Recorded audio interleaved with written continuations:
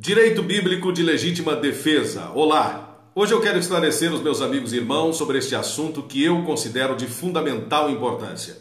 Nós estamos às vésperas das eleições majoritárias aqui no Brasil e com isso muitas polêmicas naturalmente têm vindo à tona.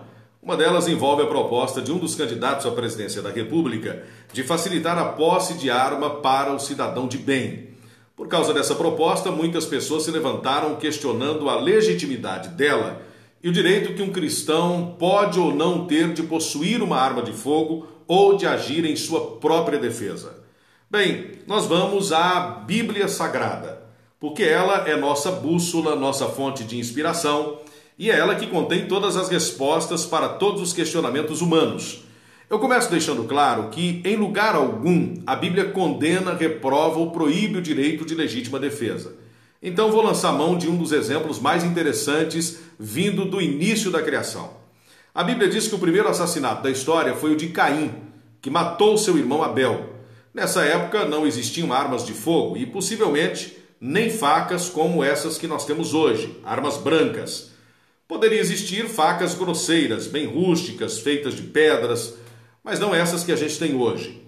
Caim pode ter usado uma dessas ou mesmo uma pedra para matar seu irmão por ciúmes. A Bíblia não diz o que foi.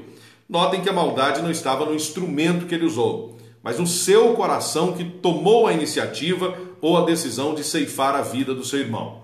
Isso é muito sério. Em nenhum momento no texto de Gênesis, capítulo 4, você encontrará Deus eliminando as pedras do planeta ou condenando o uso de facas, mas o encontrará impetrando ação condenatória contra o assassino. Foi uma pena capital. Caim carregou as consequências pelo resto da sua vida. Mas para que não haja dúvidas, eu vou citar como referência um texto que narra as palavras do próprio Senhor Jesus quando fala sobre a necessidade de vigilância para o dia da sua volta.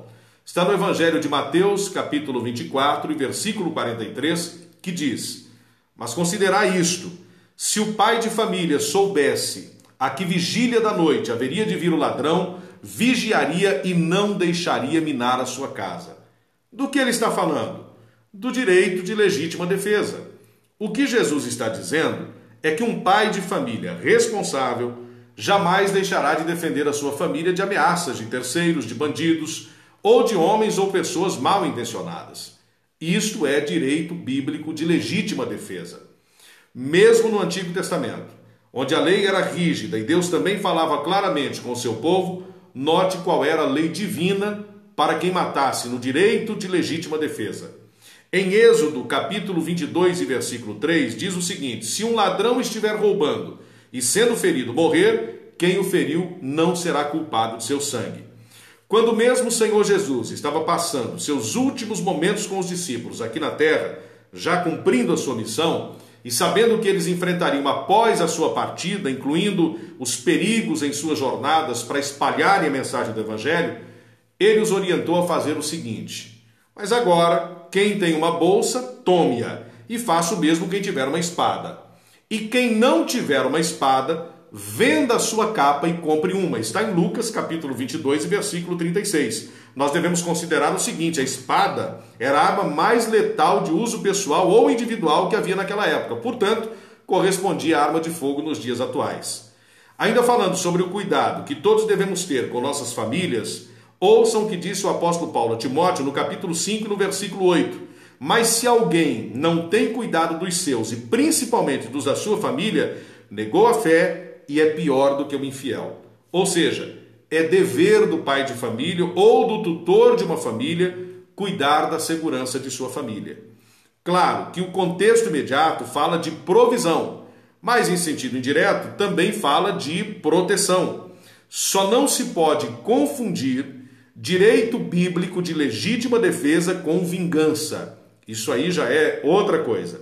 Direito de legítima defesa diz respeito à reação imediata, instantânea ou reflexo ao momento da prática ou da tentativa da prática de um crime ou de agressão grave por alguém e não a vingança premeditada.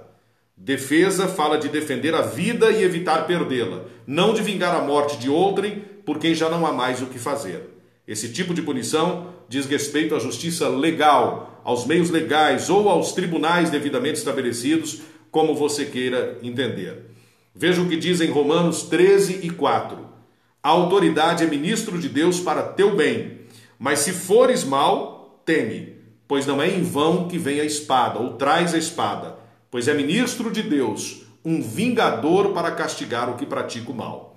Então, a resposta para a pergunta: o cristão tem o direito bíblico de legítima defesa ou do uso de armas em legítima defesa? A resposta é sim. O cristão tem o direito bíblico garantido de legítima defesa. A paz do Senhor, um abraço do pastor Gesiel Freitas.